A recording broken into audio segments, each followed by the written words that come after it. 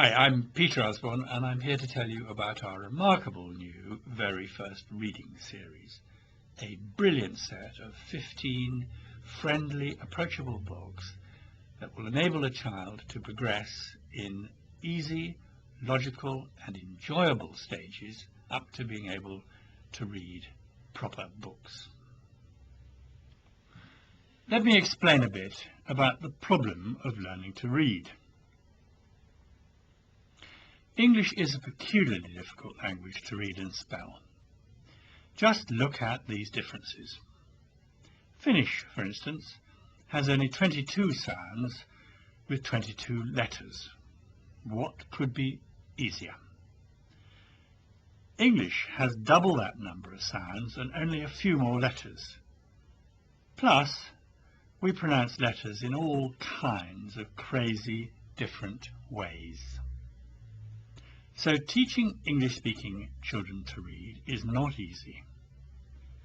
In the old days, children learnt their letters and sounds by rote, and it was probably just tough, but they had to do it. In the 20th century, however, a new teaching approach started, known as look-say, which was supposedly easier and kinder for children. Here are two popular reading series, both of which use the look-say method.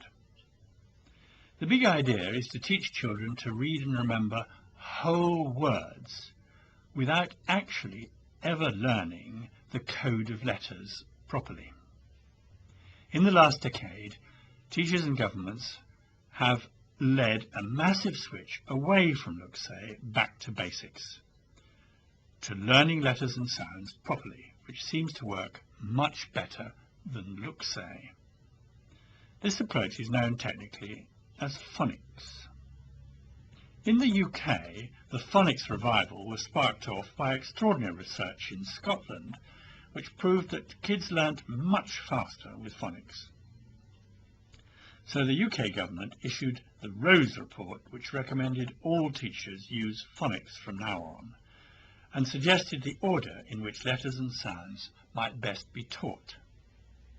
At Usborne, we'd already produced our enormous 7-level reading programme, and it occurred to me that these could be represented, if you like, as 7 branches on a tree. But what the tree lacked was a trunk to get kids up to the first level of proper books. So we invented Very First Reading to do just that. It was incredibly difficult. We started by bringing in 2 leading experts in the teaching of reading from Roehampton University. Then we threw the whole problem at 2 brilliantly clever members of our staff, Leslie and Mari. Their brief was, try to follow the new government-recommended Letters and Sounds phonics programme if you can. Months of thinking and talking finally produced this astonishing theoretical framework. There were going to be 15 books, and each would have to introduce 15 batches of new letters and sounds. The first book, for instance, had to introduce 8 letters, S-A-T, P-I-N, M and D. However, there are only 31 words you can actually spell with those 8 letters. How on earth, thought the authors in panic, can one write an entertaining story using these letters only? Believe it or not, they cracked the problem. Their big idea was that the story should be shared between parents and children. So here you can see what they actually did. On the first page of the book, there's an explanation. The grown-up reads the left-hand page, and the child reads the right. So here the book goes. The night was cold, reads the parent. The sky was black. The windows rattled. Tap, tap, tap, reads the child. And here's the next couple of pages. There's someone there, I'm sure of it. Sam, do stop barking. Sit, Sam, sit, reads the child.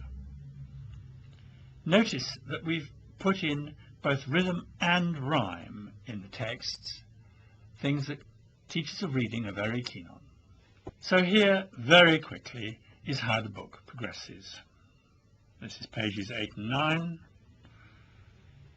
10 and 11, 12 and 13, 14 and 15, 16 and 17, 18 and 19, 20, 21, and we finish on 22 and 23.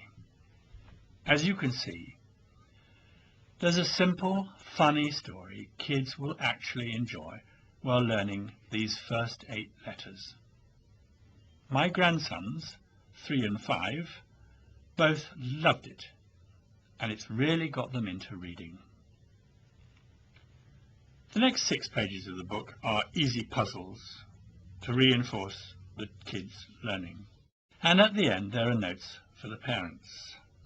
Each book introduces a batch of new letters and sounds while repeating some from the earlier books. Here's book 2, for example. And here's book 7. From book 8 onwards, kids start reading on their own, without the parent. Here's book 11, and you can see it's only text for the children. Finally, at the end of each book, we show the covers of all 15 books in the right order. So there we are. I believe Very First Reading is an astonishing triumph. It's clever, entertaining and fun. And the stories are about things like pirates, knights and monsters that children will actually want to read about, unlike so many other reading series. You will love these books, and so will your children.